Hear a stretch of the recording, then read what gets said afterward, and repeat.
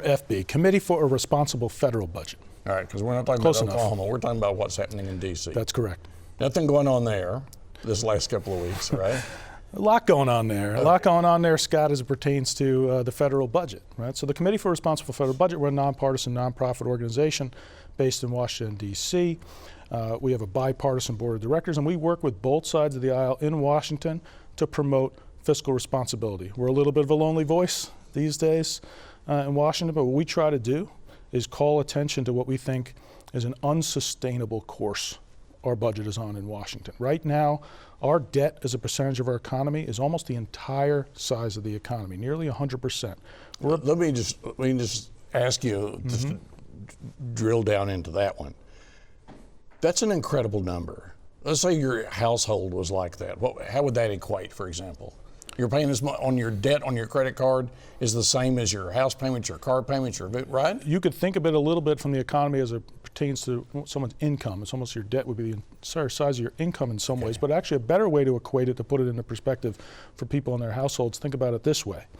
The fastest growing line item in the federal budget right now is interest payments on that debt. If interest payments were a federal program, they'd be the second largest program.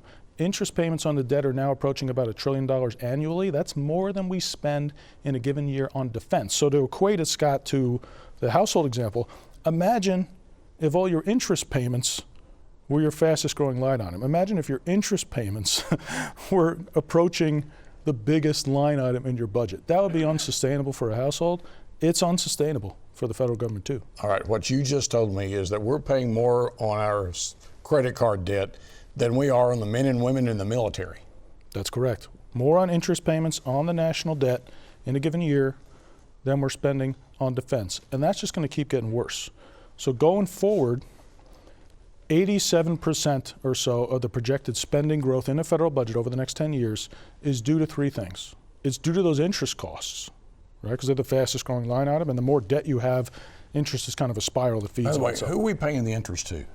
Who holds our debt? So who holds our debt? Many different people hold our debt. For a lot of years, the Federal Reserve was owning a lot more debt than it did before, right? Because it was buying up debt to respond to different recessions and also to keep interest rates low. So the Federal Reserve owned a lot of our debt for years. They've been selling off our debt. Some percentage of it, it's a smaller percentage, not a majority, but some percentage of it comes from foreign countries, including ones that may not share our best interests. China owns several $100 billion in treasuries. In treasuries of our debt. Which might have had an impact on the tariffs being called off, or the real big tariffs the other day, because some people speculated they were selling some of that debt or putting that out there, which could cause real problems for our debt. So these countries having our debt, that's a bad thing, right? These countries having our debt is without a doubt a risk, right? So it's a risk from a national security standpoint, the level of our debt we have. We already talked about how our interest payments are larger than defense. So the more you have to pay those interest payments, right? So the more you're paying on those interest payments, the less flexibility you have to respond to anything else, to respond to national disasters, to invest more in national security if one wanted to. So it's a national security risk for that reason. But yeah, you're getting at the other one, Scott. It's a national security risk to have foreign countries own that much of our debt, to give them some semblance of control over some of that from a financial standpoint. So that's without a doubt a risk. You know, this time of year in Oklahoma, our meteorologists are great at 6 and 9, but they'll tell us a week ahead. All right? We could be in for severe weather, right? And people get concerned. On the national debt, one of the things I've heard from listening to you and others is that people at home are as not concerned about this as they could even say they're more concerned about severe weather than this. And you're telling me information that makes it very, very frightening as to not only right now, but for children and grandchildren and on down the line. Why are Americans not protesting in the streets on this sort of issue with this sort of debt? I would say, I'd say there's two reasons. First off, it's kind of complicated, right? It's not obvious to people why a 30-something trillion dollar national debt actually impacts people at home. There's lots of reasons it does, but they're kind of complicated, right? The more debt you have, it crowds out private investment in the economy, and that slows wage growth. The more debt you have, it can put upward pressure on interest rates in the economy, put upward pressure on inflation. That impacts people. But people don't see the through line there, right? They don't see the debts kind of tying it to that, and that's for folks like us to kind of make that case. But the other reason is the solutions to this are not easy, right? When you're talking about budgeting, Perhaps even painful. people at their homes and their businesses, they know how this works. When you have budgets, you got to make trade-offs. You got to make tough choices sometimes. You got to look at both sides of the ledger and decide how you're going to get your fiscal house in order. That's the same thing that has to happen at the federal level. But anytime you want to take on one of these things on the spending or the revenue side, there's someone, somewhere, special interest-wise or others, that is benefiting from the way that's set up. So it is politically difficult, and it is difficult to get people to stand up and say, we're going to have to make some sacrifices to get this in order. But the reality is you can't keep going down this path, and eventually some people are going to have to step up and say the quaint idea of leadership. We're actually going to stand up and do something hard, right, to solve a problem that's in the best interest of doing so for the American people. Right now in Washington, they've got the resolution. They're trying to work towards a budget. Alex Cameron, he'll be on tomorrow talking about the difficulty that they have trying to do. And sometimes there's some funny math that goes into balancing these. But right now, for people that are at home hearing this, what can they do to take action? Even right now, as the federal budget's being crafted, what can Oklahomans do, and when do they need to do it? So the action on this is right now, Scott. There's been a lot of movement on this this week that people may have seen in the news. So what's going on simply is the Republicans in Congress and the administration are trying to advance their agenda, and they're doing so using the budget process. It's called the budget reconciliation process. And very simply put, what that means is it's a special process, and the reason they're using that is to get around the filibuster in the Senate. Okay, because you have. It means they just have to have a simple They majority. only have to have a simple majority vote as opposed to 60 votes usually. And both parties have been using this process, given, frankly, the polarization in the country. They've been a little bit perverting this reconciliation process just to pass their agenda. So they're trying to focus on that right now. This week they had to pass a budget resolution, is what it's called. They had to pass a budget first to allow them to unlock that process. Now, we as a budget group think the budgets are obviously important. The budgets aren't the law. They don't set the policies that actually enact the budget, but they set the framework. They set the targets for what you're going to have to achieve in that ultimate bill. And this ultimate bill is going to try to extend tax cuts. It's going to try to invest in immigration. It's going to invest in defense and other priorities. And they set the targets for this in the budget.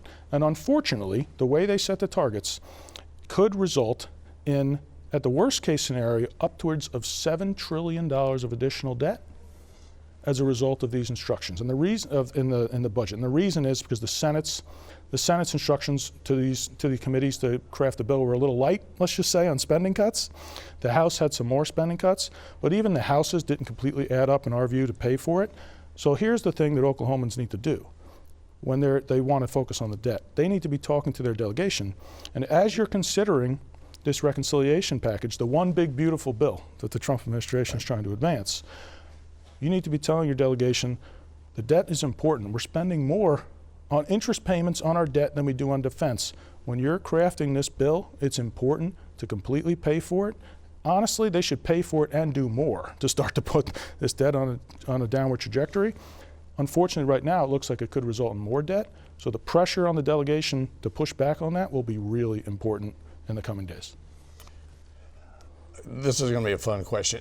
There is a lot of information that comes out of the Congress administration that's just hooey, okay? And so people look at this and they'll say one thing, this is what this is, and it's entirely not. Organizations like yours, you just follow the data, okay?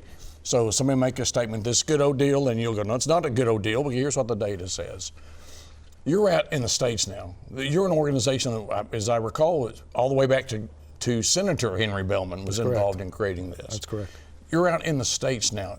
Your organization and people that are, your letterhead, the board of directors and trustees, is a who's who of American politics, American history, quite frankly, on your group.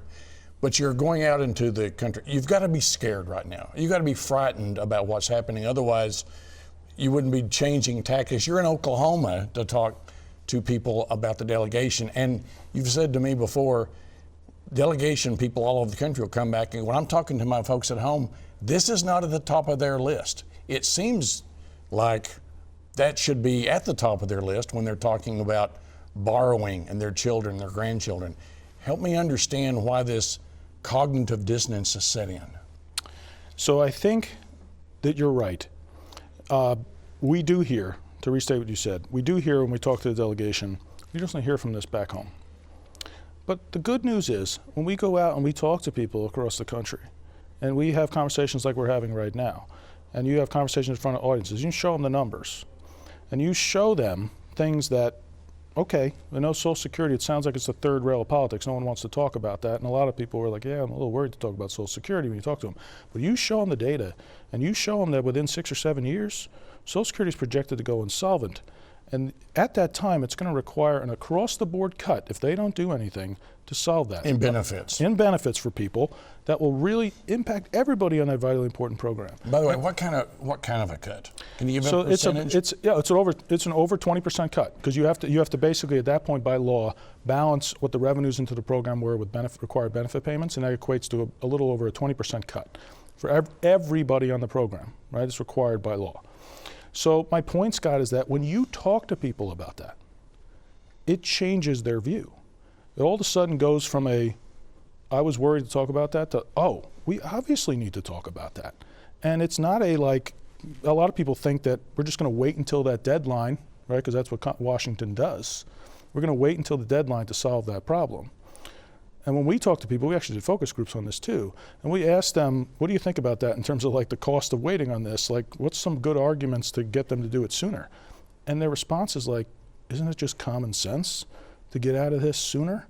If we are dealing with this in 7 years, it's better to do it now, phase it in, give us some time to adjust for this than wait until the last minute. So my point here is, Scott, when you talk to people, they get it. The issue is, and that's why we're here, and I appreciate you having me on to talk about this, the message just needs to get to more people. Because then I think once they understand it, they'll be willing to talk to their members of the delegation to say, yeah, we need you to solve this. Going out, last question.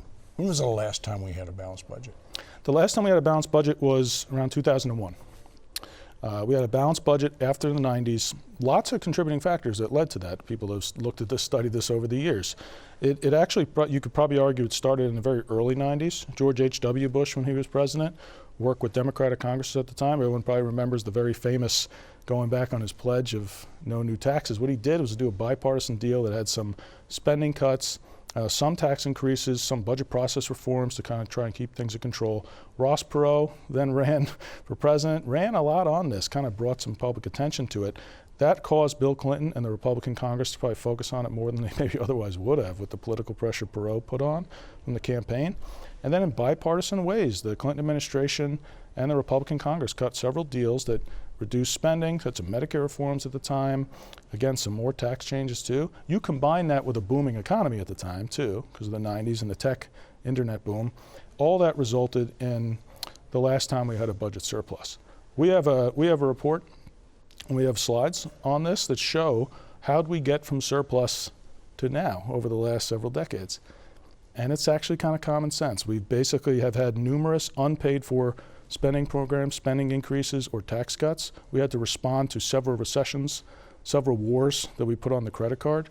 All of those have gotten to that point. And the other thing is we've studied, on all those different votes, how'd they break down from a partisan perspective. And our slide has a lot of purple on the slide because it was basically bipartisan votes in a lot of cases that increased that debt. So this is a bipartisan problem, Scott, and it's going to take the quaint idea, both parties coming together to solve this, because it's going to, again, require tough choices, sacrifices, both parties holding their hands and doing the things that are right and standing up and showing leadership is what it's going to take. It's been a couple of generations of journalists since we had a balanced budget, and a lot of journalists don't remember George H.W. Bush, Bill Clinton, Ross Perot, and all that discussion that happened back then. Mm-hmm. Wow, it's fascinating. But you're out in the States. Good luck to you. I think everybody is encouraging fiscal sanity in Washington. We're just waiting to see when it happens. Thank you for having me, Scott. And I'll just put one plug. If people want to learn more about our group, it's Committee for Responsible Federal Budget. It's crfb.org. You can go there. There's places to sign up there. You can follow us on Budget Hawks, which is our Twitter. And there's lots of ways folks can get engaged in Oklahoma. So please sign up if people are interested. Mike Murphy, Senior VP up there at CFRB. Thanks so much for being here. Best of luck to you. Thank you, Scott. Thanks for watching Hot Seat. See this again at news9.com and newson6.com. You've seen the TV version. When you go to news9.com, News on 6, you can see the entire version with Mike, and it's sobering.